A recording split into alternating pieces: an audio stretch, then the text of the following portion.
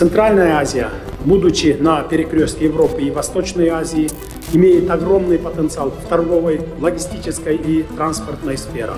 Более того, Кыргызстан, занимая выгодное географическое положение на торговых путях, является важным мостом, который соединяет Восток и Запад.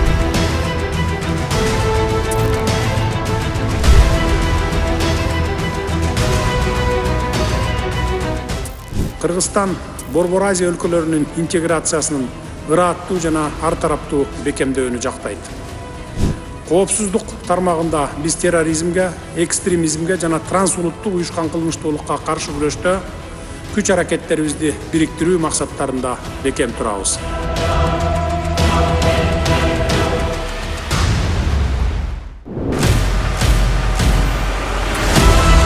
Эксперттердин баамында Кыргызстанда да бүтүндөй Борбордук Азиядагыдай эле планетанын орточо көрсөткүчүнөн дагы температуранын кескин жогорулашы байкалды.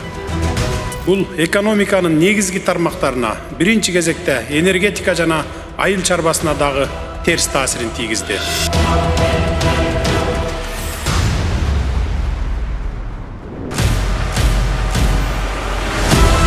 Надеемся на всемирную поддержку инициатив Кыргызстана на площадке ЮНЕСКО и совместное плодотворное сотрудничество по сохранению горных экосистем и ледников.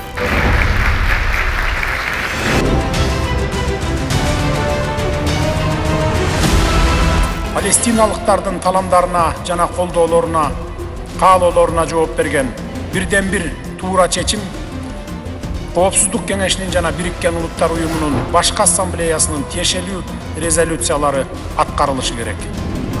Буга байланыштуу биз Коопсуздук кеңешинин жана Бириккен Улуттар уюмунун башкы ассамблеясынын эл аралык коомчулуктун атынан Газа тилкесиндеги зордук зомбулукту токтотуу жана Газа тилкесиндеги коопсуздук кризисин жөнгө салуу үчүн эффективдүү жана чечкиндүү чараларды көрүүгө чакырабыз.